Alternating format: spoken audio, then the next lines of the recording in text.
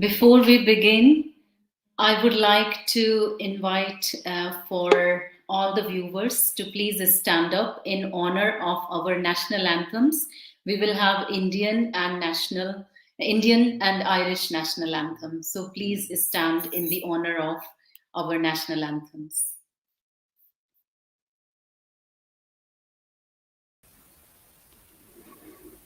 जन गण मन अधिनायक जय हे भारत भाग्य विधाता। पंजाब सिंध गुजरात मराठा द्राविड़ उत्कल बंगा। विंध्य हिमाचल जमुना गंगा उच्छल जलधि तरंगा। तब शुभ नामे जागे तब शुभ आशीष मांगे। गाहे तब जय गाथा जन गण मंगलदायक जय हे भारत भाग्य विधाता। जय हे जय हे जय हे जय जय जय जय हे।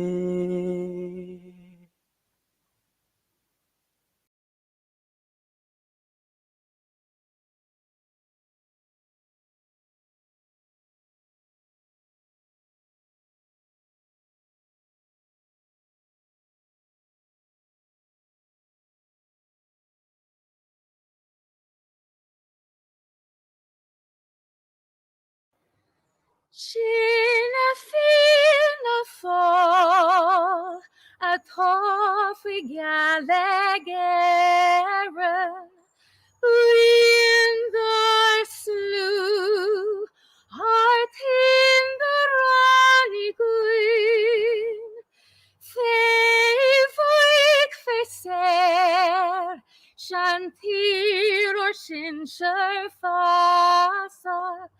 Ni ook fin hero nothing throw.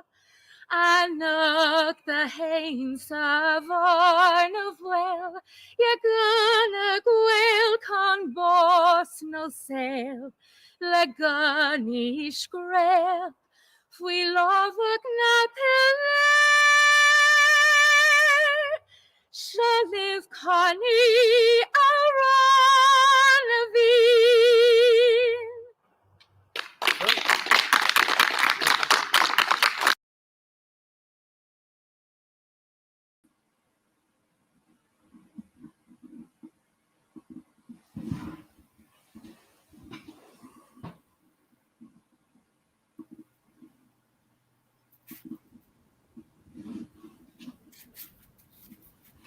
Namaste, Your Excellency Mr. Akhilesh Misra, Ambassador of India, Mr. On Gauri, historian, writer, and journalist, colleagues, friends who have joined us on various platforms, and our esteemed members. With extreme pleasure, I welcome you all today to celebrate 73rd Republic Day, a historical and landmark day of the Indian calendar. Our special thanks to Ambassador Mishra on Curry, our panelists Anjusha and Bhupen, Mr. Damian Lee, and all of for joining us today virtually. The founding leaders of New India drafted and subscribed Indian Constitution 73 years ago. The Indian Constitution represents the hopes, aspirations, and vision of India. The Constitution is a fundamental part of the lives of Indians, showing the direction to the largest democracy on the earth. Many scholars and experts describe it living document that has allowed it to be amended and constructively applied for changing times. Today we celebrate Republic Day and India's democratic journey. Our speakers will highlight the similarities and influence of the Irish Constitution on the Indian Constitution and internationally. Last year, we celebrated Republic Day and India's. Last year, we commended 72nd Republic Day and Honorable Justice K.T. Thomas, retired judge of Supreme Court of India, and Honorable Deputy Charles Flanagan, Chairman of Parliamentary Committee of Foreign Affairs and Trade, eloquently outlined the cooperation and drafting of our both constitutions. This year, we have India's seasoned diplomat, Ambassador Mishra, and historian, journalist, and writer, On Corey, to educate us on similarities between the Irish Constitution 1937 and the Indian Constitution 1949, the nature of the influence of people involved in drafting, and international context and impact. Our objective is to enhance awareness of our both constitutions, reinforce the obligation towards upholding democratic ideals, and understand the rights and responsibilities that it gives us as citizens. Without further delay, I invite His Excellency Ambassador Akhilesh Misra to please make your opening remarks. Can we have the introduction, please? Ambassador Akhilesh Mishra arrived in Dublin on 6th October 21. Ambassador Mishra is a career diplomat. He comes from Indian Foreign Services and has over 3 decades of rich experience in the Indian diplomacy. Ambassador Mishra has served in many countries around the world. He can speak Spanish, Italian, Nepalese, along with Hindi, Sanskrit, and English. Ambassador Mishra comes from Varanasi, one of the holy ancient cities of India, and he has keen interest in Indian culture, especially Sanskrit, Vedic and classical literature, Hindi and Urdu poetry, spirituality, yoga, and meditation. So please welcome Mr. Mishra. Thank you so much, Aparna ji. At the outset, my very warm greetings to you all and friends from IIC and all friends who are joining this program through online platform. Today morning, we had our embassy's Republic Day celebration, and we were so touched, so overwhelmed by the generous, warm messages that we have been receiving. For me, as a new ambassador of India, it's a singular, really extraordinary privilege to celebrate Republic Day in this beautiful country, great friend of ours, which not only inspired us during our freedom struggle, but also influenced very, very profoundly on the drafting of our constitution. Therefore, I must applaud and express my gratitude to Prashant Shukla ji and IIC for taking this initiative to initiate a consultation and discussion on constitutions of India and Ireland. This is a really, really important theme. Friends, for people like us who are born in a free, independent, sovereign republic, sometimes we take our freedom and constitutional rights for granted and don't really appreciate the tremendous effort and sacrifice that was made by not only our freedom fighters, but also the makers of our constitution. The drafting of Indian constitution was not an easy task. The process started on 9th of December 1946 by the Constituent Assembly set up under the Cabinet Mission Plan of 1946. And on 26th of November 1949, the Constituent Assembly adopted the Constitution of India, which came into effect from 26th of January 1950. And it is important to remember how difficult this period was for India, for the country, from December 1946 to 26 January 1950. Like, we went through a lot of crisis. The situation was extremely volatile. While the constitution was being drafted, India faced a very, very horrific, traumatic partition, resulting in death of over 500,000 people and dislocation of 15 million people, requiring mammoth efforts to rehabilitate them. And also in 1948, we saw assassination of Mahatma Gandhi, and also a war imposed by Pakistan. And also this period we saw accession of about 560 princely states, and therefore the whole period was full of churning and a lot of volatility in the political situation. But undeterred by the challenges, the members of Constituent Assembly persevered with their mission of drafting the Constitution. And we owe a huge debt of gratitude to those intellectual giants of the time for their diligence, their wisdom, their foresight. They vigorously discussed and debated every line, every article of the draft, and built the consensus in the true democratic spirit of dialogue and accommodation in the national interest. The Constitution provided not only the basic law but also provided very detailed and minute administrative provisions, anticipating various contingencies in future that the governance of countries such vast and such diverse as India would face. And therefore, it needed a unique foresight to provide a significant blend of clarity and firmness, yet provide flexibility to the drafting, to the constitution.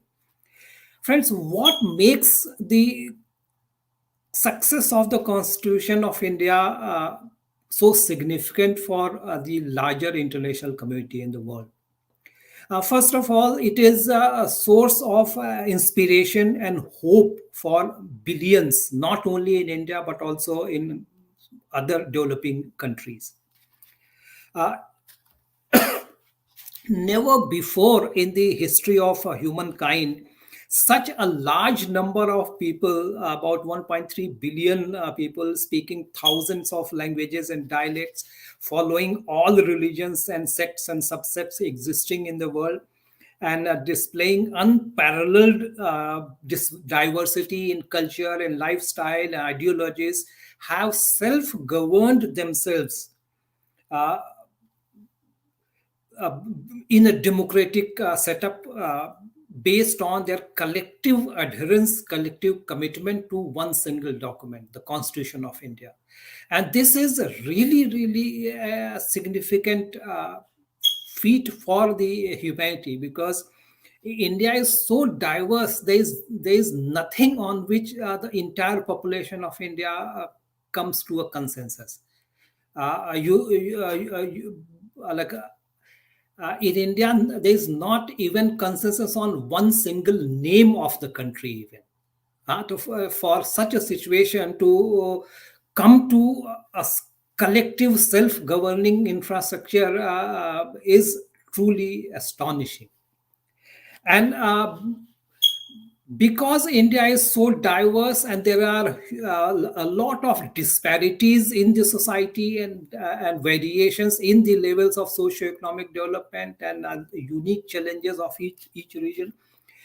Because of this diversity of socio-economic condition prevailing in the length and breadth of the country, India also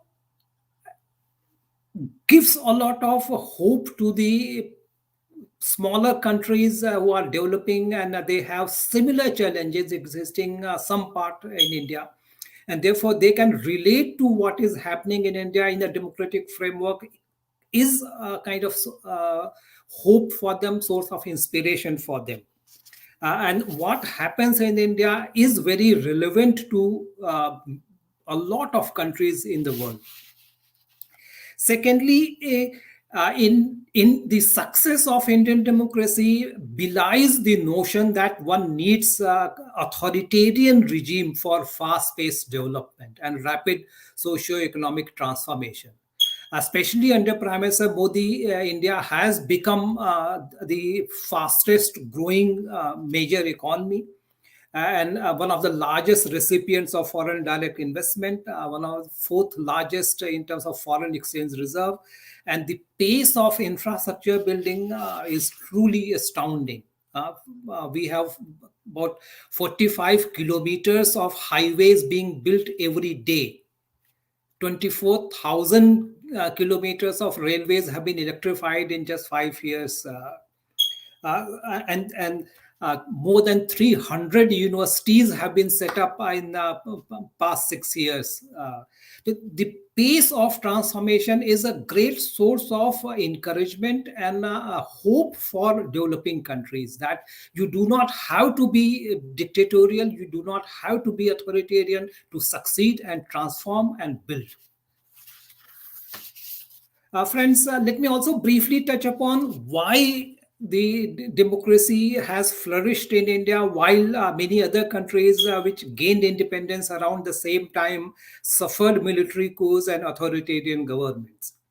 I think the immediate factor was naturally the towering personality of Mahatma Gandhi, who ensured that India's freedom struggle remained by and large non-violent, and freedom was sought through power of civil disobedience, power of persuasion and dialogue, rather than also, India was very fortunate to have the political stability under 17 years of a long rule of Prime Minister Nehru, who was himself deeply committed to liberal democratic values and nurturing of institutions of democracy. So we do owe a lot to his leadership and vision of India as a secular democratic country. But friends, at the more fundamental, more profound, deeper level, India owes its democratic culture to its ancient spiritual philosophical ethos. Since ancient times, Indian sages believed in the pluralism and diversity inherent in the nature. There are many, in fact, infinite ways of looking at and describing the same object, the same reality, the same supreme entity, and they were convinced of the validity of each of the different description, and also equal validity of all different paths. In Sanskrit, there is a couplet which says, Ruchi nam vaichitryat riju kutil nana pathajusham nranam eko gamyastomasi payasa marana vaiva. Like different streams of water eventually flow and merge into an ocean. Therefore, depending on individuals' ruchi, individuals' interest and inclination, people follow straight or curved paths to reach the same destination.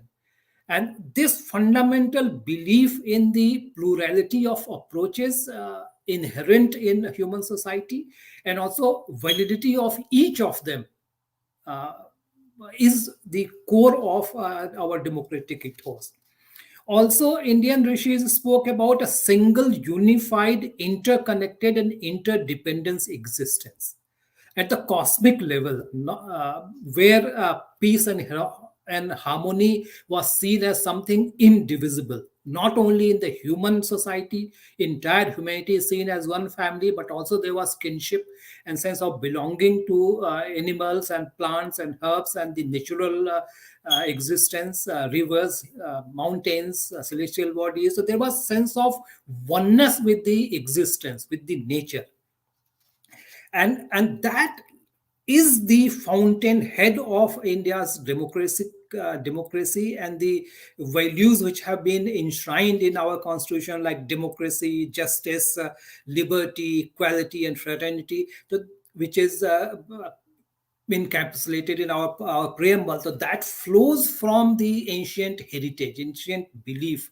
which has guided the Indian civilization for several thousands of years. Friends, democracy is not merely about holding of election. but about collective commitment to shared values and respect for the law.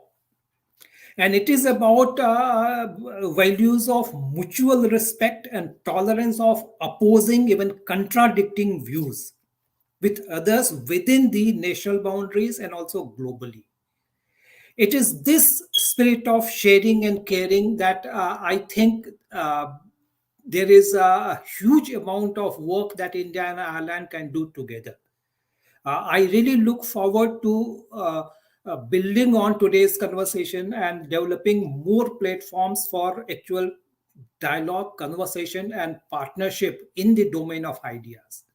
I think as India celebrates its 75th anniversary, I think it is a historic time for us to think of a new paradigm of engagement between India and Ireland. While Prashant and other friends in Ireland, we are working together to significantly enhance the level of trade and investment and technological partnerships and linkages between our startup ecosystems. The domain of ideas, domain of poetry and literature would be equally important for us. And how democracies function, what are the contemporary challenges that we as Republican democracies are facing, how we can benefit from each other's experience would be really beneficial for our people. And also, it can show a lot of wisdom for people at large. Now, once again, my very sincere gratitude to Prashantji and all the experts from Ireland who are joining this program, and also my esteemed friends from India. Thank you so much.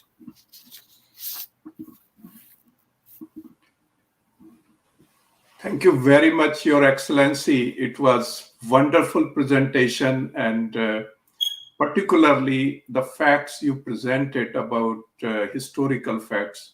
The new generation is not aware about how our actually democracy was flourished and what was the challenges was at the time of the partition. And we have here in Ireland similar challenges, the divide between North and South. And maybe Damien will, when he talk, he will highlight those challenges. And thank you so much for your time and presentation. And I hope you will continue to attend this. Yes. Without further delay, I would like to invite our next speaker, On Curry. Aparna, can we have his brief bio, please?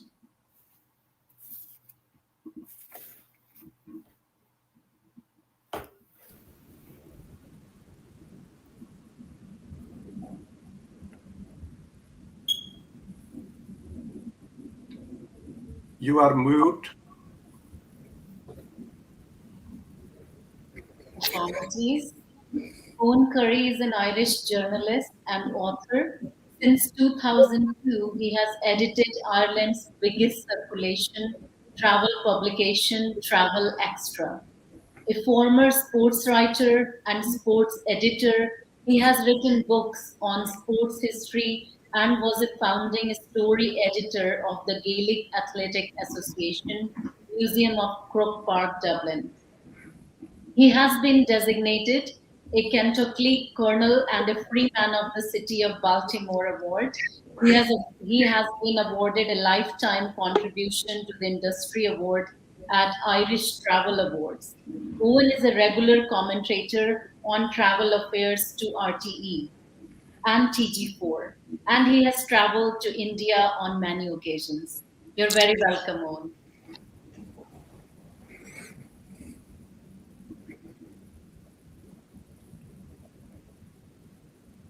Good afternoon, Prashant. Thank you very much for having me here this afternoon. Subject very dear to my heart, the constitutional connections between Ireland and India, and dear to the heart of a lot of people in both countries.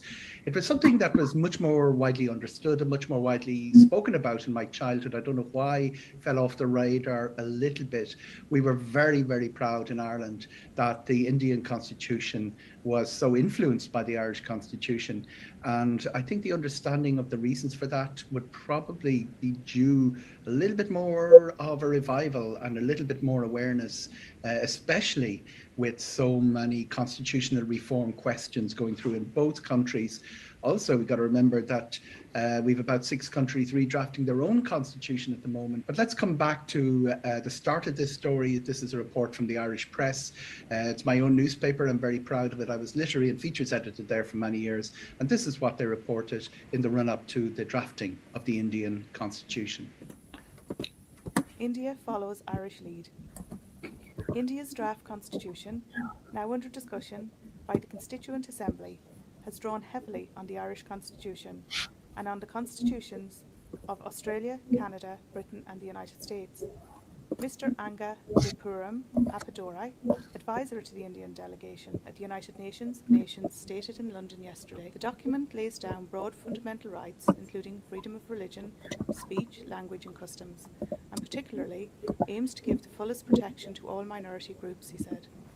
Dr. Appadurai stated that the new Indian constitution, following the Constitution of Ireland, lays down certain directive principles of the state's social policy, which are not enforceable by any court but are nevertheless fundamental in the governance of the country, and it shall be the duty of the state to apply these principles in making laws. He also mentioned the structure of the second chamber in India's provinces as another in which the Indian document is largely modelled on the Irish constitution. India's Dáil will be the Legislative Assembly, while the Seanad will be the Legislative Council, which, like the Seanad, will be elected from cultural, economic and other panels. United Press. How did this come about?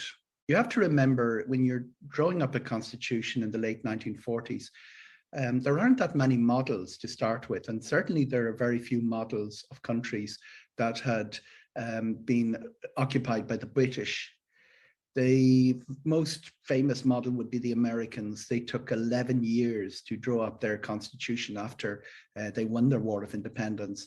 Ireland won partial independence in 1922. So it was 15 years before its constitution was drawn up. So it takes a little bit of time to bring the forces together, that people will agree on what the constitution will be. And this would serve as a pretty useful model for India. Ireland, of course, had a constitution before 1937, but the difference is that the constitution of 1922 was not drawn up by the Irish. It was drawn up under duress by the British. But at the same time, it had served the country well.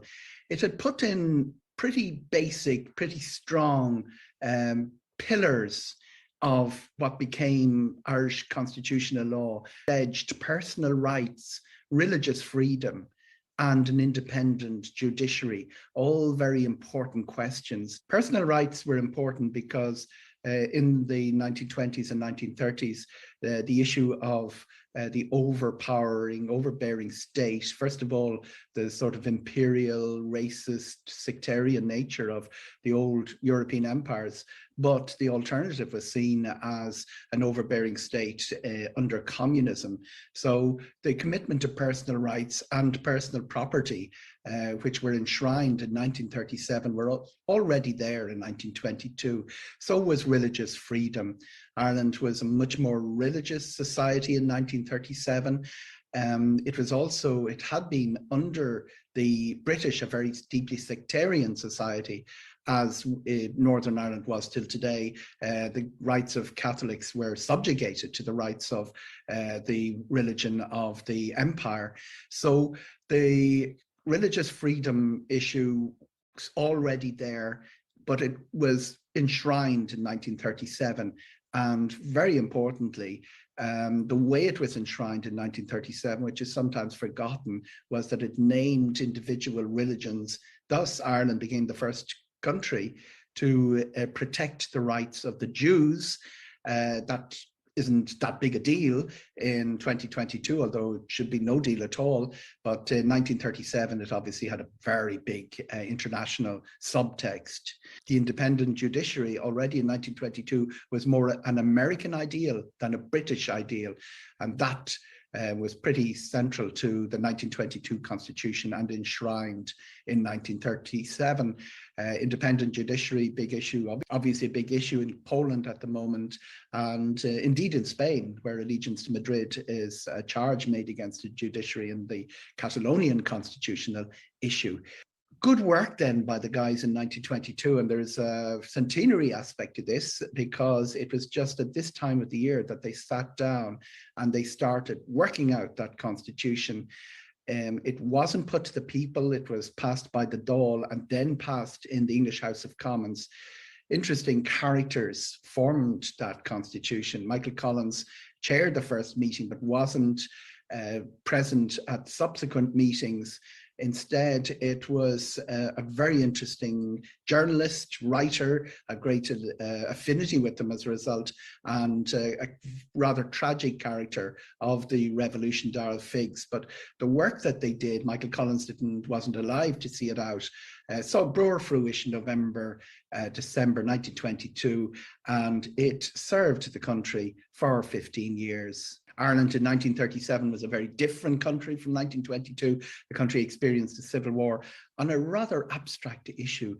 It was the idea of whether the English royal family would be direct head of the state or would be external association. Now, that was a very bitter war. The war itself lasted less than a month, around July, August of 1922. The subsequent really difficult stuff that families are still contending with in Ireland happened after that, with assassinations and reprisals, which went on for 2 years. But by 1937, that external association had been achieved. It had been achieved by the Statute of Westminster in 1931. The losing side in the Civil War were now in power, and they wanted to bring in a constitution that made a statement about Ireland. It was drawn up by Irish people, and it was going to reject the conditions that had been laid on Irish democracy by the British Empire. This was going to be something that hadn't happened in 1922. It was a big constitutional moment. Sovereignty was placed back in the hands of the Irish people. On the British side, an important character is this gentleman. Obviously, Irish and Indian people alike taken aback by the devotion that the English have to Winston Churchill. He was voted, I think, a personality of the millennium, and the current English Prime Minister is fond of styling himself in his manner. I think the author Madhusari Mukherjee said that India made Winston Churchill irrational. The same could be said about Ireland. He was not in power in 1937, but he was a huge opponent of the Constitution, as he was of the Statute of Westminster. He had spent part of his childhood in Ireland, had a deeply distaste, if not hatred, of Ireland and the Irish, and was very opposed to the initial treaty negotiations and the negotiations in 1938, which brought the blockade, an economic blockade of Ireland, which caused immense hardship to an end that was imposed by the British. With India, he had actually been out of power until the Second World War, largely because he was so deeply opposed to any constitutional reform in India. Famously, in 1943, he said during the Bengal famine that the starvation of the anyhow underfed Bengalis is less serious than that of the sturdy Greeks, and the Indians were breeding like rabbits. Between 2 and 3 million people died in that famine. The British blockaded it, prevented aid going in. It was their second time around the houses in Bengal. They'd done the same about over 100 years earlier, when 1/3 of the population starved, and the grandfather of Winston Churchill, George Spencer Churchill, had expressed similar views during the Irish famine. So in both cases, in the economic policy of De Valera and in the economic policy of Nehru, food security was a pretty important factor in the way they built their society. This gentleman here contributed to it. It was Britain's second major famine in 25 years. I think another 2 million people Died in Iran under British rule in the end of the First World War. Under modern rules of definitions, both famines would count as genocide, and they both were instructive to the economic policies of the two countries. Food security, very important for Eamon de Valera's economic policies, and also for Nehru's economic policies, partly because of their experience at the hand of the English and the views of people like Winston Churchill. The architect of the Irish Constitution was Eamon de Valera. Quite interestingly, he excluded the Dáil and the Seanad from the process of drawing it up. It almost became a personal document. He did it to keep some of the vested interests at bay. Most powerful of the vested interests would have been the Catholic Church at the time, and De Valera was being asked to establish the religion as the Church of England is established as the official religion in England, and he managed both to see off that pressure and bring the Catholic Church on board to support it. The way he did it was recognizing the Catholic Church as the majority religion and then naming other religions, including the Jewish religion, very important in 1937. Hindus and Muslims were not named. I'm not sure why the critical mass of numbers were not there, but it would have been no harm when you're naming religions to have taken the major world religions there as well. How did that impact on society? It meant that separate schooling was now protected. In most countries in the world, if you want a religious schooling, you go private. In Ireland, the state committed to funding schools which were a single religion, and this was very important in protecting the major Protestant schools, Celbridge, Kilkenny, King's Hospital, Alex, Wesley, and the Jewish school. And since then, funding has been made available to Muslim schools. And so to India, Bhimrao Ambedkar is recognized as the father of the constitution in India. And there was a major consultation process.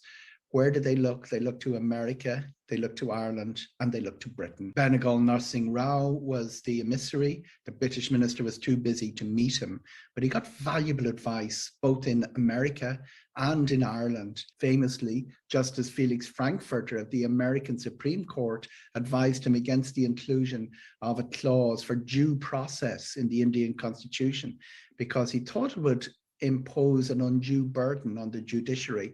It's something that flies in the face of most constitutional principles that are still practiced in America. He then came to Dublin and had his discussions with Eamon de Valera. A lot of the correspondence has been released since it wasn't publicly available at the time.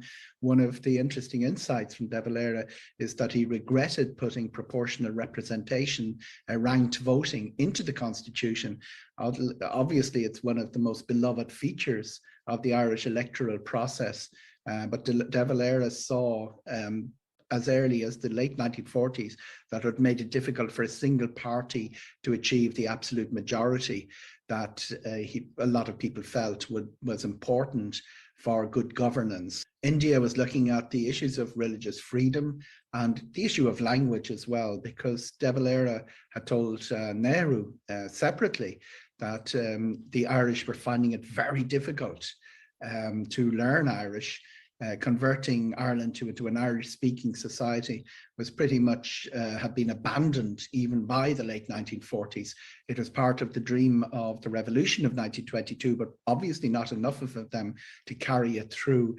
I think between the great English-speaking society of Britain and America, it was not going to succeed. I had a discussion about this with Chaim Herzog, the late Israeli president, whose father had been a rabbi, chief rabbi in Ireland, and a friend of de Valera's, and indeed provided de Valera with a safe house during the revolution. His son is the current president of Israel. Chaim Herzog said that the revival of Hebrew, he looked at what had happened with Irish, and he thought the revival of Irish was never possible because popular culture was so embedded in English and so influenced by both America and Britain.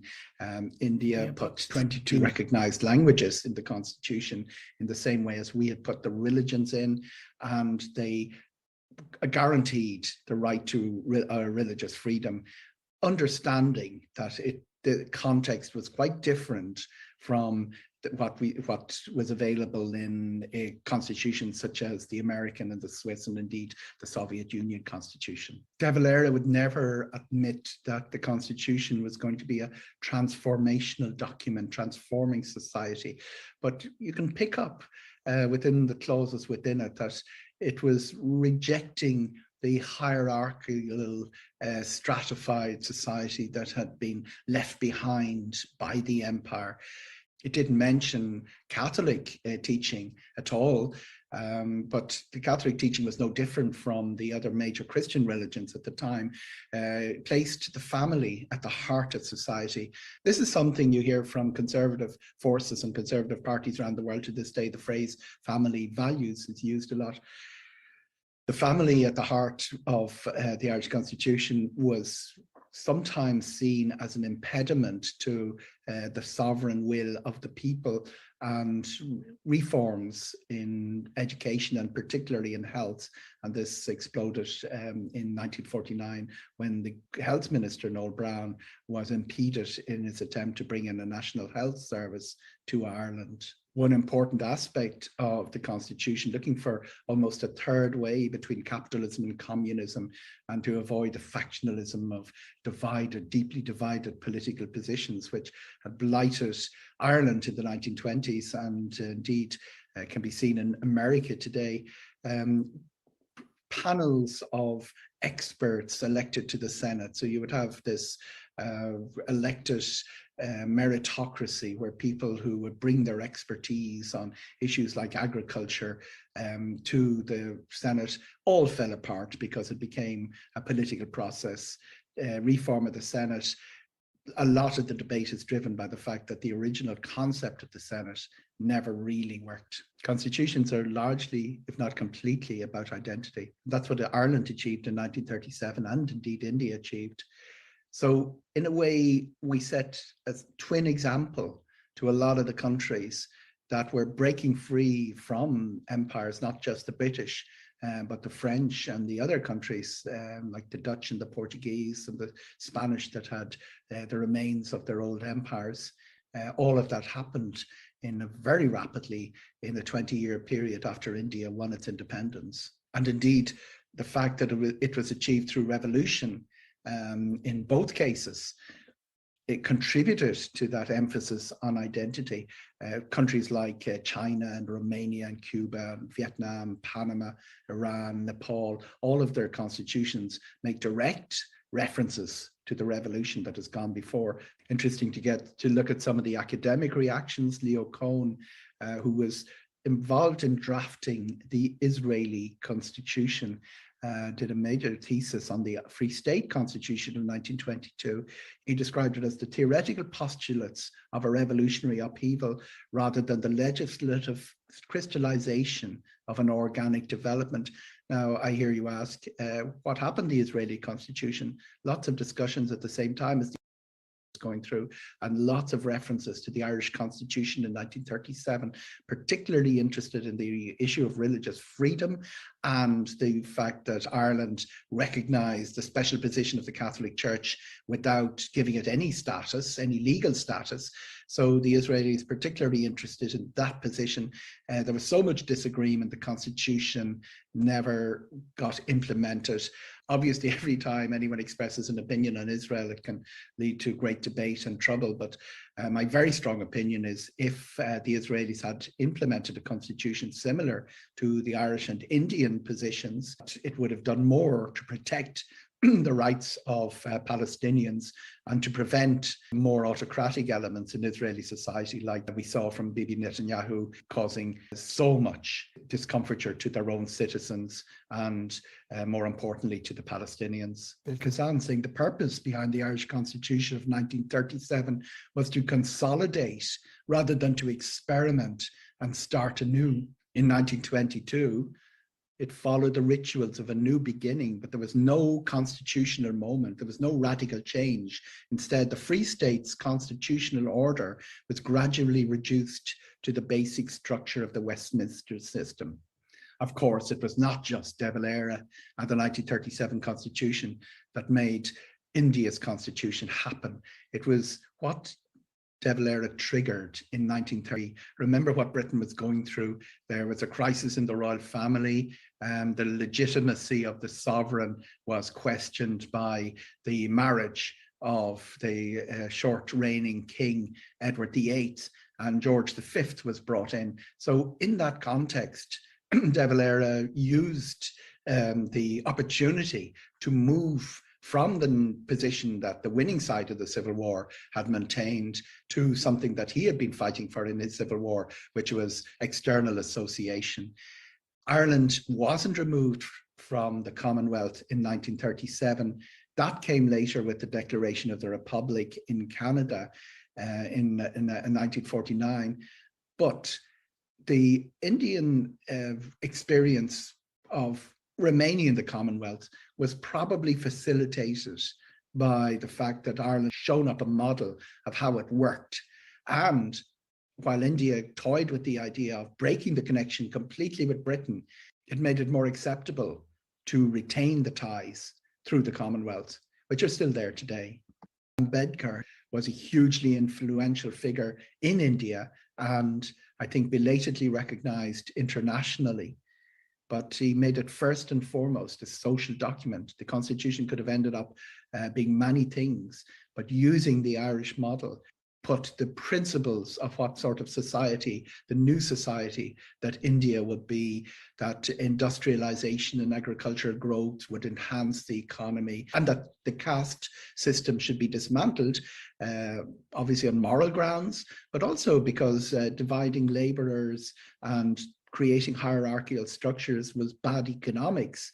It impeded movement of labor, it stopped investment, and it prevented society functioning at an economic as well as a social level. For Ambedkar, it was a personal experience. He was a Dalit himself, and putting this man in charge of redrafting the Constitution, it's quite clear the intent of the newly independent India was to transform their society. Ambedkar's most famous work, Waiting for a Visa, describes his childhood, where he couldn't drink water at school. It had to be poured from a height by the peon. And if there was no peon, there was no water. It's a seminal document. It should be required reading for everyone who tries to have an opinion on hierarchical society and the immigrations of gender and immigration, all of those. The lesson from India, putting Ambedkar in charge of writing the Constitution, should be well learned by the countries drawing up constitutions at the moment.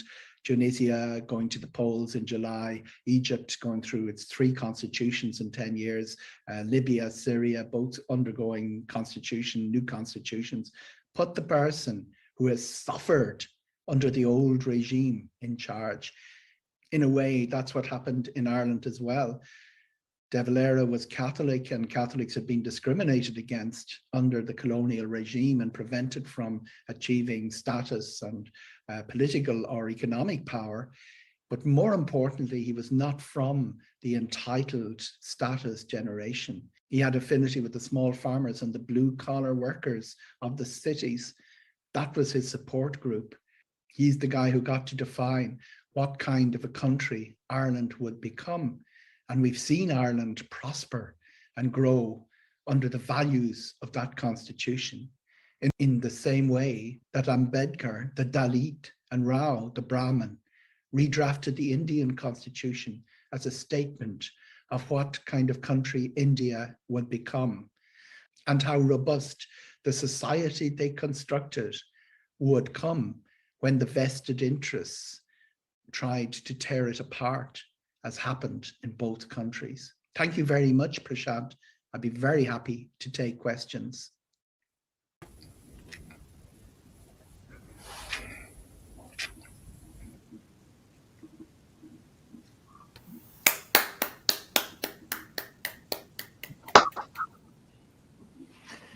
Thank you very much, On. Particularly when I was looking your footage, I think you did extensive research to find out these facts And the plot you set, I'm thinking that it is a sufficient thoughts and sufficient material for a PhD.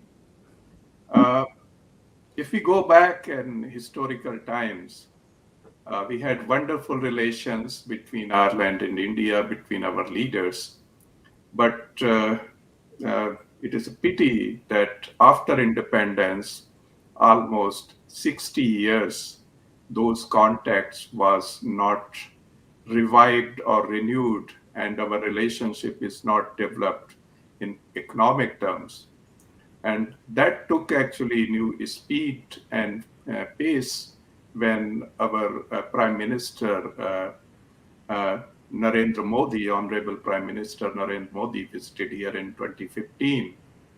And we have seen since then so many changes in our relationship. And with this, I think, as I mentioned, going through your presentation, it is amazing.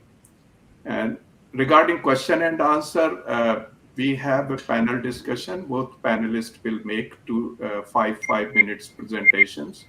And then we have a number of people, they are raising questions here, and we will put those questions to all of you. So Aparna, can we have an introduction for Anjusha, please?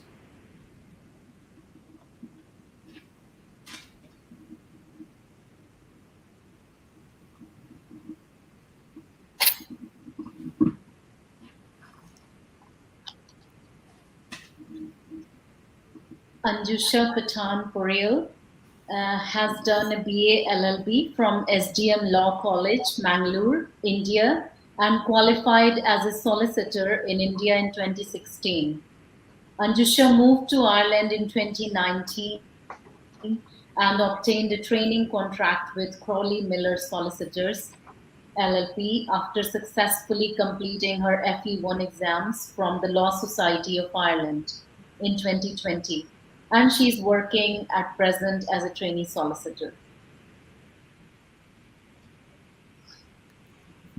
You're welcome, Anjusha.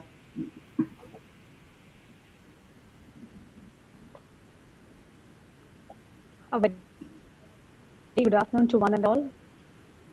Yes, we can hear you.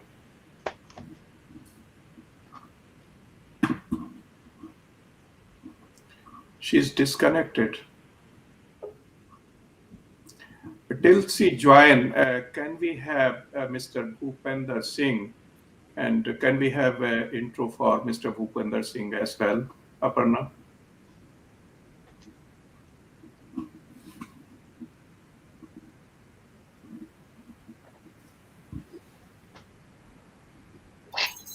Yes, sure. So Bhupender Singh is the founding partner of Artham Law Chambers, a law firm based in Mumbai in India.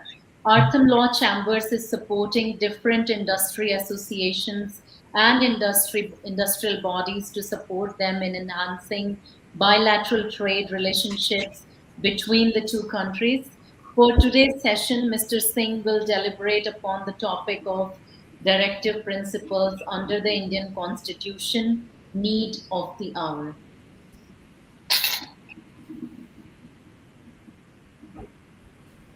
Thank you so much, Aparna. Good afternoon, everyone. And first of all, a very happy Republic Day to one and all. Now, as requested by Prashantji and IIC, I'm going to take maybe a couple of minutes, 4 to 5 minutes, just to highlight on the topic, which is the directive principles under the Constitution of India, need of the hour. As Akhilesh and Mr. Corey explained the historical perspective and background on the framing of the Indian Constitution, it's quite interesting to see and learn that as the Constitution of India was being framed, what is its relevance in today's structure or the today's world relationship? First and foremost, when the Constitution was being framed, almost 200 individuals from different parts of the country, different sectors, different teams, they all came together, and they not just spoke amongst themselves, but they also reached out to the global constitutions wherein they could see that there could be some learnings.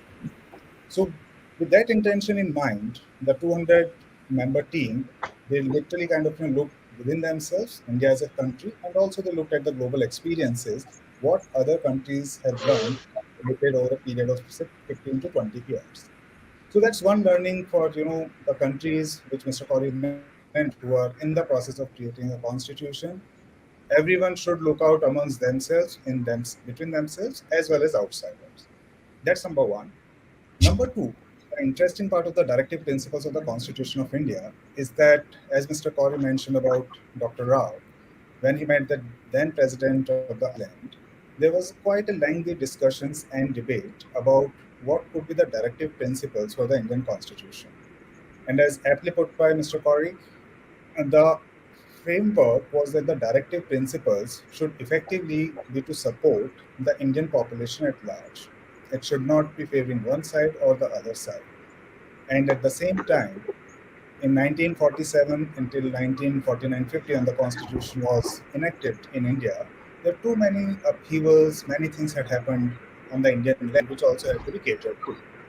So the Constitutional Assembly team debated a lot on the directive principles. And if we have to compare, what Dr.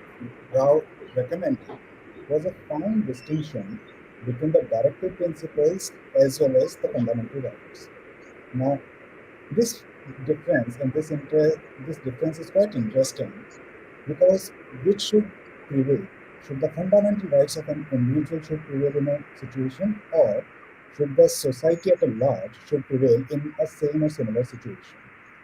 Dr. Rao's suggestion was that whenever there is a conflict, the directive principles should prevail over the fundamental rights, only for the reason the directive principles are for the society, and hence the benefit will go to the larger part of the society. Again, it was widely debated during the Constitutional Assembly debates, and it's very well documented in the CAD, Constitutional Assembly Debates document, where after a thorough discussion, the debate or the Constituent Assembly, as led by Dr. Ambedkar, came to a conclusion that looking at country at large, we should not give primacy to the principles. And that is where the final constitution draft, which was put up before public and implemented in 26 January 1950, it clearly said two things. Number one, in case of a conflict, fundamental rights will always prevail over the directive principles because an individual makes the society. So, if as a country we are able to protect the individual's interest, those individuals will definitely help the society at large. Number two, the directive principles are guiding force for the parliament, which is at the federal level or the central level, as well as for the state legislature. And the directive principles have to be, in the best case scenario, have to be used by the respective governments to ensure that there is social welfare. Now, when we say that these directive principles were not made enforceable, it effectively means it effectively means that no individual or a company or any person in India can go to a government requesting or challenging them or questioning them that they have to make policies as prescribed under the directive principles. It's a prerogative given to the legislature, and rightfully so, which has to be exercised in the due faith. Before I conclude, maybe just two kind of remarks on this whole directive principles versus fundamental rights.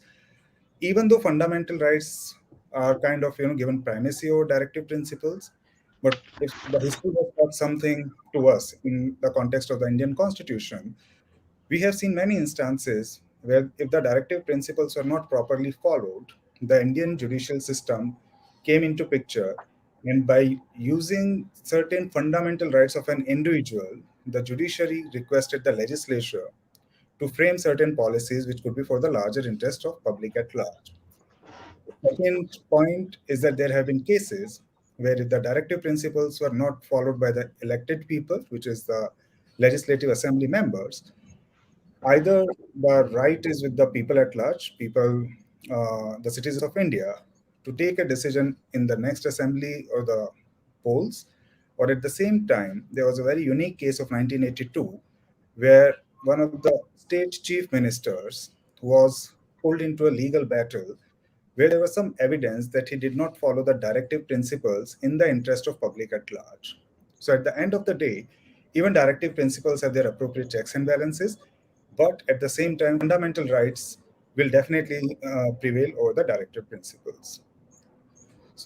So this is where we thought that we'll share our few cents on the comparative analysis of the directive principles between the Indian Constitution and the Irish Constitution. Prashantji, over to you. Thank you, Bhupandarji. It is a lovely description of actually fundamental rights and directive principles. And Anjusha is back, so now she's going to make her presentation. Yes, Anjusha, over to you. Thank you so much, Prashant and IIC for organizing this event. First of all, I wish everyone a happy Republic Day. And thank you to all the speakers who had done a wonderful presentation on the content comparing the constitutions of both India and Ireland. So coming to the point of fundamental principles, I would say, having read all the principles enshrined under both constitutions, it is understood that even though it is termed as social policy principles under the Irish Constitution, it is kind of more economic in nature. For example, we have the provision for private initiative in industry and commerce and private enterprise, economic interest of weaker sections. So comparing to that, under Indian Constitution, those principles covers economic, social, and cultural norms like maternity, nutrition, decentralization of power through village panchayat, free legal aid for weaker section of the society, labor conditions, public health, etc. So we had so many criticisms being given to the Constitution of India, saying that it had been borrowed from different countries. But I would suggest it is like a bouquet of best flowers picked from different gardens. And the borrowings have been very well justified by the Constitution makers. And in the words of B.R. Ambedkar, he says, nobody holds any patent rights in the fundamental ideas of the Constitution. And when we contrast the directive principles in the Indian and Irish Constitution, in the first draft of the Irish Constitution, actually these principles were included under the chapter on fundamental rights. But however, De Valera, the leader of the ruling party, believed that some of these were merely statements of moral principles and should not be created as positive rights. The Irish framers then removed them from the fundamental rights and then crafted the directive principles of social policy. They were accompanied by a preamble that stated that they were intended for the general guidance of the legislature of Ireland and would not be cognizable by any court. There was little discussion on the influence of the principles on the policy-making abilities of the state. Contrasting to this with the Article 37 of the Indian Constitution, which describes the directive principles of state policy as fundamental in the governance of the country and made it the duty of the state to apply these principles in making laws. While the framers of the Indian Constitution were certainly influenced by the form of the DPSPs in the Irish Constitution, it is clear that it is the differing political considerations which impacted the varying approach to these principles in both the countries. Thank you.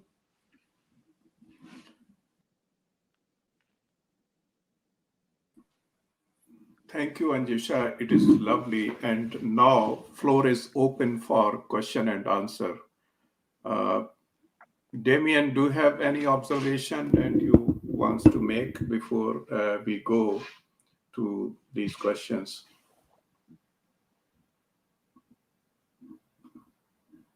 Can you unmute yourself, Damien, first?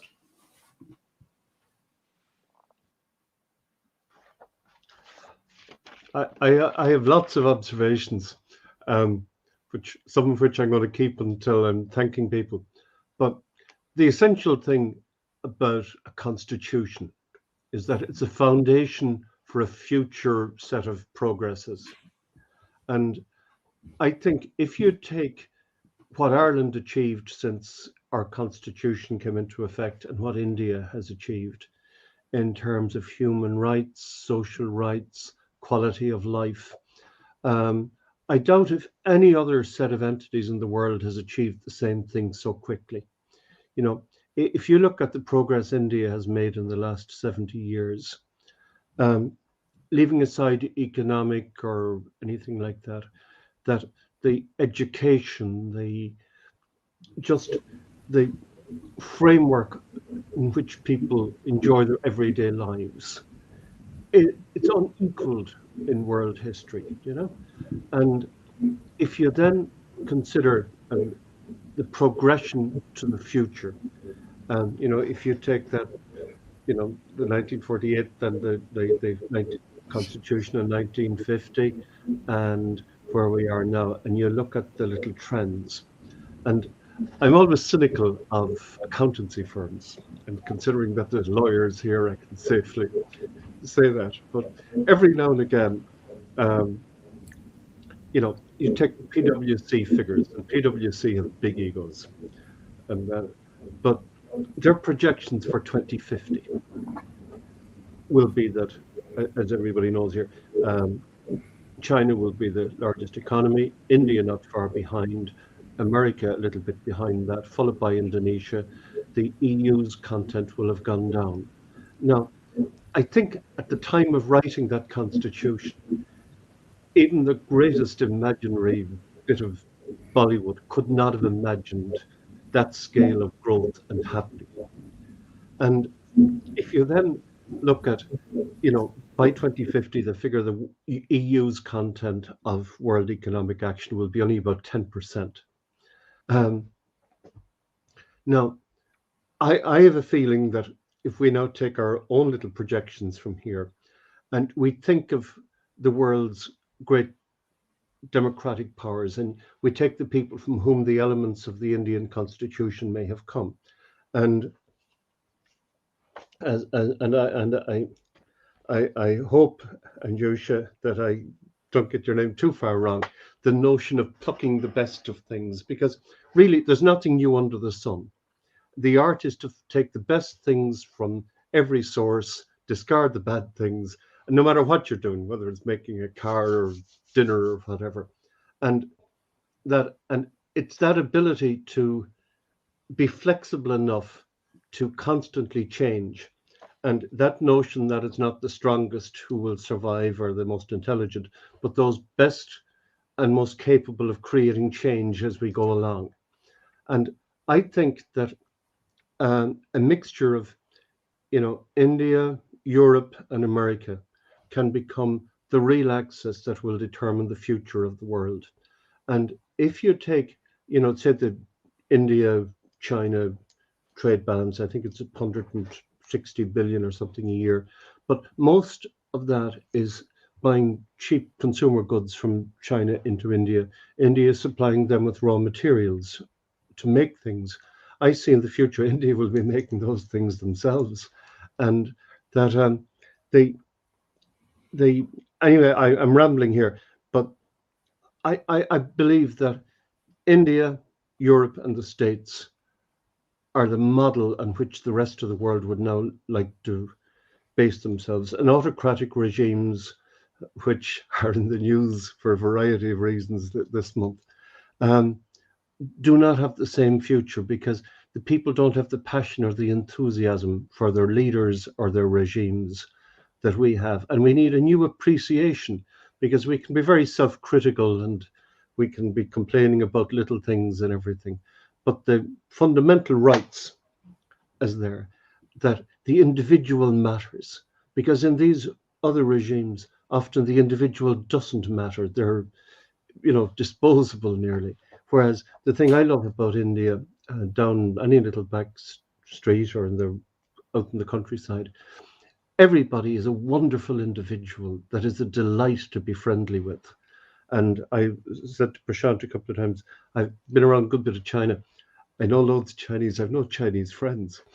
I have endless Indian friends because they're just marvelous and wonderful human beings. And Owen Corey, I've been a fan of yours for a long number of years, and travel. I just love travel and the philosophy of travel. And travel is more. It's the process of travel. It's what you learn from it. It's the enjoyment of different, historic sides to it, the people and everything. And travel is about the people. And Damien, nowhere on the planet. Damien, sorry, I'm interrupting you. Can we have actually the questions? And before we take actually these questions. Well, the questions is, what do you guys see as the next 30 years?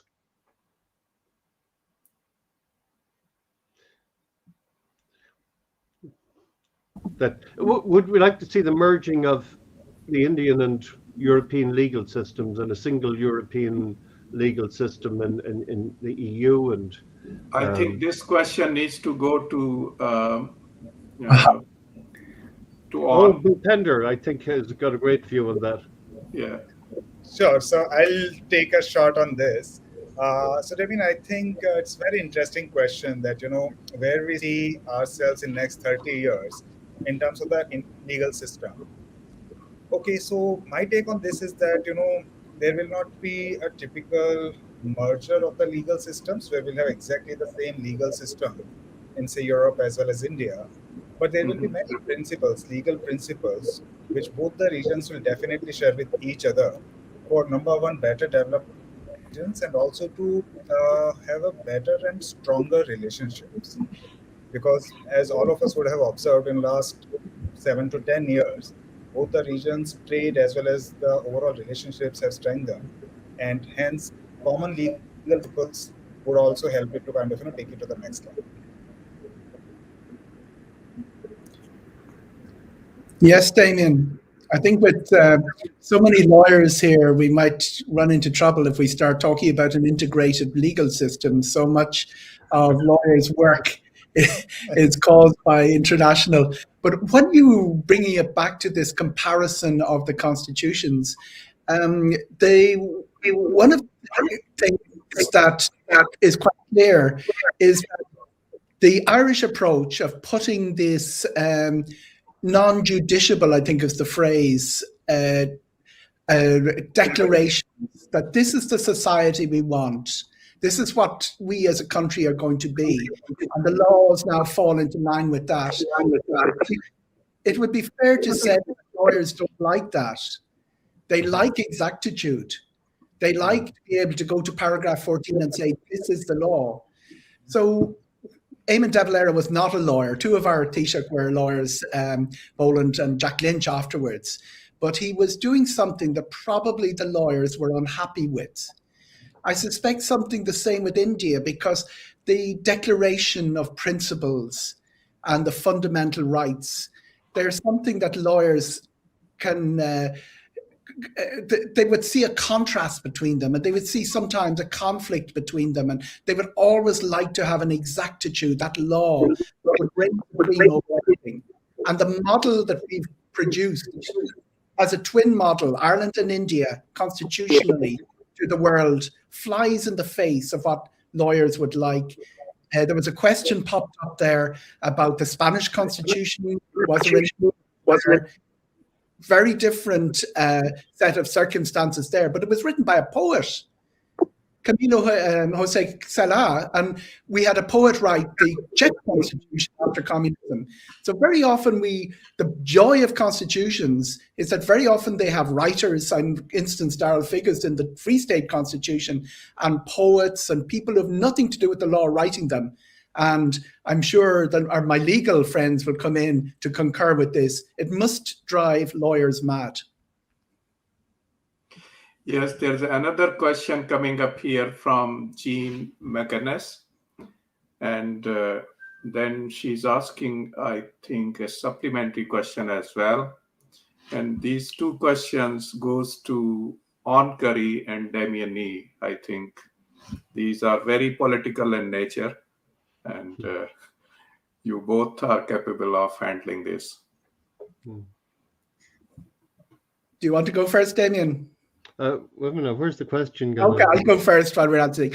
The interesting thing about the 1937 Constitution, and indeed the 1922 was it was devised for that eventuality. It was devised for a 32-county Ireland. We saw in 1937 the first articles of the Constitution, which were changed after the Good Friday Agreement, declaring a national territory, but very carefully putting the substance of the operation of the state aside from the first articles of the Constitution, which were for the island of Ireland. There is a big question about the presidency. The presidency of India is quite similar to the president of Ireland in that it's quite a nominal role. But the president of Ireland was positioned outside the mechanics of the state to produce that eventuality of the 6 counties reuniting with the 26. That was seen as a very real possibility in 1922 and in 1937. People of a unionist persuasion would say that the people who devised that were overly optimistic, and that they would have been, the demeanor that they took was seen as threatening. But there's absolutely no doubt with the momentum that we see in Northern Ireland politics and in politics in the 26 counties, that all of the mechanics that were placed there in the Constitution for reunification of Ireland are still in place. And should the momentum be for a united Ireland in the coming 10 years, 20 years, 30 years has been mentioned, the Constitution is built for it. I think that's quite a little bit of foresight on the people who drew it up. Okay, well, my take on it is slightly different in that if you take Spain and the Catalans and the Basque issues and things like that, that I'm more in a passion for that concept of the global village that Marshall McLuhan had years ago, that the world is getting smaller, and that if we waste our energy too much on worrying about particular borders, that climate change is going to impact everybody irrespective of borders, and that these things work themselves out. Because, you know, I travel up and down across the border, and I got to correct you, I'm sick of the 26 counties. It's 28. I have parking tickets from County Dunleary, Rathdown, County Fingal, and County Dublin. So that's a 34 county Ireland. And some people would say Cork is a republic, Damien. Connemara is a separate nation, I can assure you. I've been a Connemara man. But we need, you know, if we take the nature and range, the way Yugoslavia divided into about 12 different entities and everything. And where do we stop and start worrying about national borders? That we need sort of a global vision of common interests, nearly more than anything. And if you look at when there's a rugby match on, there's no division between North and South then. And I think practicalities and things will look after that in the not too distant future. A key difference between the Irish Constitution and the Indian is we didn't have that federalist question. You mentioned Catalonia. India had a huge one. It was going through partition like we were. It also I was afraid to mention it because that was it also had the Kashmir question. So we didn't have that big a problem to confront. But in a way, maybe we should have done that as, you know, a federalist option should Northern Ireland opt to come in. I'd be very interested to hear from our Mumbai lawyer here.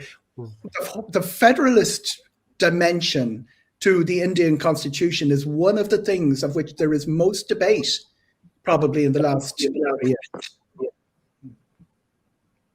Yes, Bhupender, you want to respond? Sure. So yes, you're kind of, right to the extent that yes, in last couple of years, the federal structure for various reasons has been kind of, in question, and it's been debated widely. But let's look at the historical perspective here. When, we adopted the Constitution of India in 4950, at that point in time, the societal structure was quite different, right? And thereafter, even in 1950, we continued with the federal structure wherein all state governments were given independence, absolute independence in terms of their legislative framework. And the framers of the Constitution literally divided the rule-making power between the federal government as well as the state government, right? Now, over a period of time, the federal structure is still remain. There is no doubt that the federal structure has gone out. It's just that to bring the nation as a whole, certain actions have been taken in the recent past, but it is not to kind of dilute the federal structure. My personal view here would be that it's more to integrate the country as one nation. More questions? Yes, there's another question. How important is procedure in terms of departmental spending with respect to state principles? It is a question from Sashank. And then he has subsequent question with respect to Article 45, Directive Principle of Society. So he's referring this with Article 45 to the previous question of him. And do you want to come back in? Yes, please.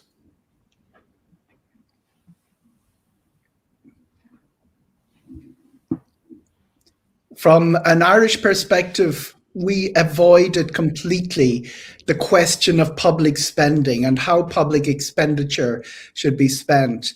It didn't become controversial when we had issues with local councils, and obviously we're a smaller country with less federal structure being taken over by central government, as happened with Dublin City Council many years ago for periods of time.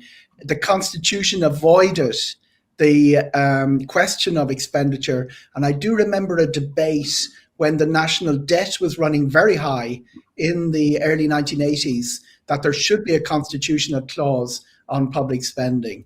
But Bhupender, it's your home ground on the issue of state spending. Sure, Corey, thanks for this. And I echo your point of view that there is no constitutional embargo in terms of the spending either of the central government or the state government. But definitely, if you look at the directive principles, which is similar to what we have in the Irish Constitution, there are certain checks and balances. And India, as I was mentioning in my previous speech, in 1980-82, there was a very specific case wherein the spending done by one of the chief ministers of a state was questioned before the highest court of India, the Honorable Supreme Court of India, on the ground that it was not done for public welfare. So while the Constitution is absolutely silent, but at the same time, taking the route of the fundamental rights, including the inherent power and jurisdiction of the Supreme Court of India. In the past, we have seen instances where the spending has been directly questioned or indirectly questioned during the polling season. That's very good. Your Excellency, would you like to make any point here at this time? Thank you, Prashantji. I must congratulate each one for the outstanding contribution. It's very refreshing, very rejuvenating to see these kind of conversations. And I definitely would like to have a more substantive, more extensive follow-up on these ideas. One issue I wanted to understand is the issue of fundamental duty. I think in my lifetime, it's only through Prime Minister Modi and yesterday our president that they refer to fundamental duties in the same breath as fundamental rights. So what is the situation in Irish Constitution about fundamental duties, and how do we inculcate that spirit of respect for our own duty and just not focusing on individual rights? It's a very interesting dimension to the Indian constitution, one that fascinates Irish people and people around the world. Everybody is full of entitlements and very little conscience of duty. It's not mentioned at all in the Irish constitution. The word doesn't arise. It probably, in the context of the time, there wasn't a real question of, people had risen to huge challenges to achieve independence. So there wasn't a sense that duties had to be set out in print. But it is something that a lot of countries look at in India. It's one of the few to actually say it's you got to be a little bit of give the famous John F. Kennedy statement, what can my country do for me, but what can I do for my country? John F. Kennedy, grandson of an Irish person, it probably is in our DNA, in our psyche, but it's certainly not in our constitution. Thank you, On. But even if it is there in Indian constitution, I never heard about about fundamental duty. It's only when Prime Minister Modi came to power, then I heard about fundamental duty and looked into the constitution to discover that there was one chapter. But you see, one of the greatest failings in the West, and probably in the world generally, is the absence of leadership of all kinds, social, economic, political, and things that there are people who inspire people to do things and get stuff done.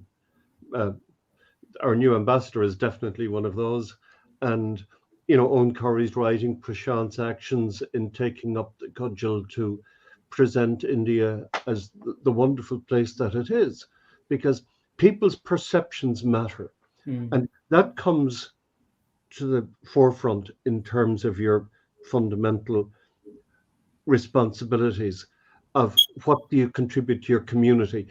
If everybody had that notion that we would like to leave the world a little bit better for our being here, whether in terms of our own family, our immediate community, or our nation.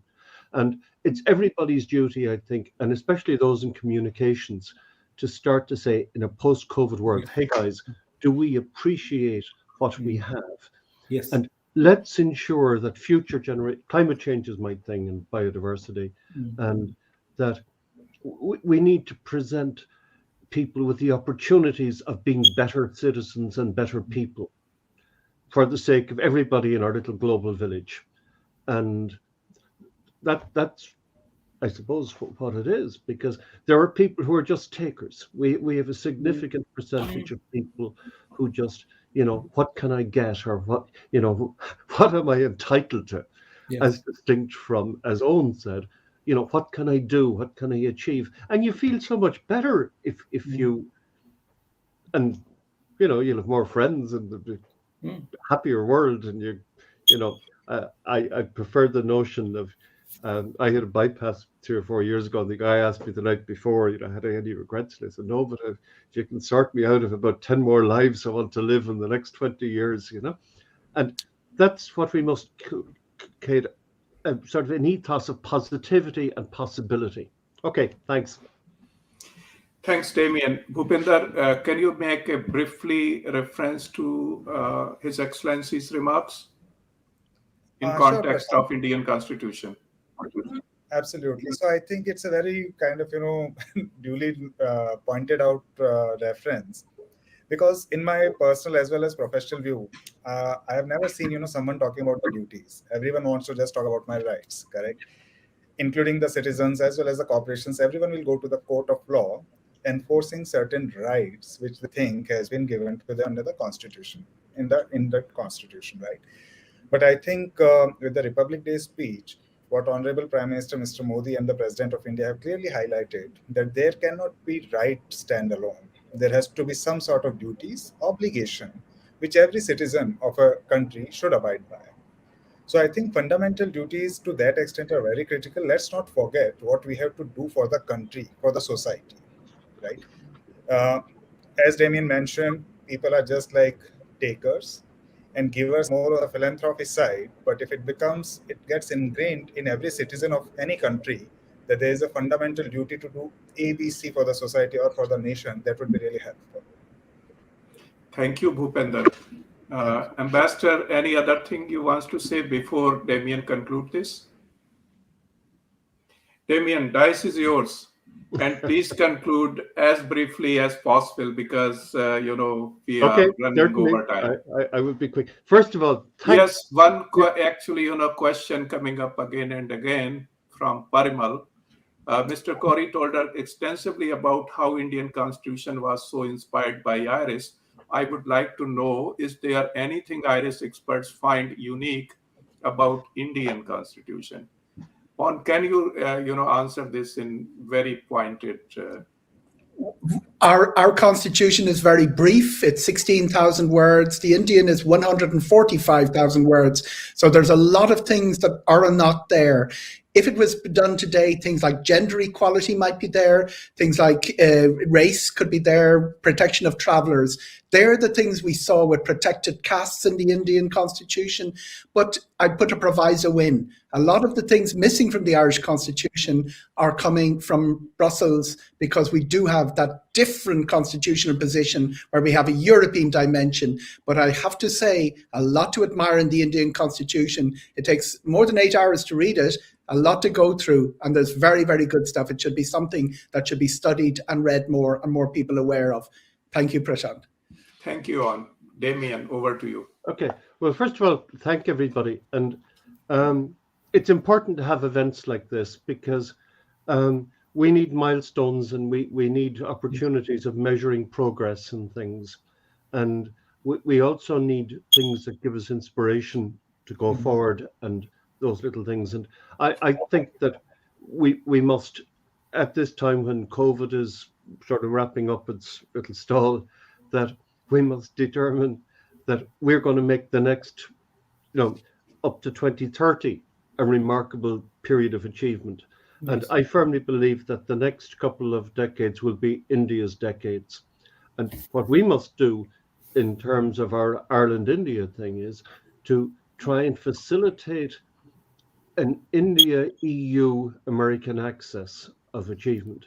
And one of the ways we would like to manifest that would be direct flights from India through Ireland to the States, with Shannon as a travel hub, so that Owen and ourselves here can enthuse people to go and enjoy India, and Indian people to come here and enjoy Ireland and find lots of common cause. And that it is, the meeting for the democratic nations of the earth. And if you take, and to say thanks, Ajushka, forgive me the pronunciation, it is young dynamic people like you that are the real face of that modern India. And that mix of, if you take what is going to make India the second most progressive and greatest economy in the world by 2050, it is you. If you take Bhupender, one of the things I love traveling around India, you'd see all the little signs around the place for solicitors and lawyers and everything like that, and you'd stop in the very humble little habitations, not akin to our pals up in the law library in Blackhall Place. And you'd say, what? And they said, well, we mostly adjudicate in this, that, and the other, and we're dealing with people who have very modest means. But the satisfaction and the happiness that they exude, and the contentment from their clients. I mean, solicitors here, can you put me in funds and everything? So, can you not afford your own lifestyle kind of thing, guys? So, first of all, thank you for your youth. And Bhupender, it is the interaction between people that creates progress. And, Aparna, the brains of somebody's residence here, of the Shukla residence, and his two wonderful kids. They're that wonderful face of India, and we need to appreciate the kind of effort and persistence and quality of input that Aparna and Prashant provide for India. And then, you have that notion of the culture and the art. The two singers at the beginning, they were wonderful. And one of the things that I think can be a huge growth thing in terms of the thing is our culture, our history of music, of literature, and cinema, and the enjoyment of theatre and all kinds of stuff. So thanks to those wonderful people. And then I suppose we come to that breath of fresh air that's sitting up there in the middle, our new ambassador, that, I think that at this pivotal time, to have somebody like you appear with your enthusiasm and your freshness and vision, that great things can happen because of this. And I look forward to, it takes a few months to get somebody's feet under the table and figure out what's happening. I would imagine this time next year that the Indian diaspora here will be sort of blooming with pride of their representative here. And we in Ireland will be so delighted at the progress that has been made in achieving some of the objectives that Prashant has had for a number of years. And with Owen to write about it and enthuse and that, we will have a lot of events like this to celebrate. And my apologies for rambling. I don't know when to shut up. So thank you all very, very much. And I hope I haven't left anybody out. And so thank you very much, everybody. And a special thanks to, again, the ambassador and to Prashant for putting it all together. Thanks. Thank you so much. Thank you so much. I'm really grateful, Prashant and Damian. You have been my very first friends in Dublin, and you are truly special. And your energy, your guidance, I think will be critical in our vision and our mission. Thank you, Mr. Kodi. It was a privilege to listen to you, and you are amazing. I look forward to meeting you in person, and also Anjusha and Bhupendraji. Superb. We look forward to keeping in touch. Sure. Bye-bye. Bye. Bye. Thank you so much. Thanks. Slán is Bannacht in Gaelic.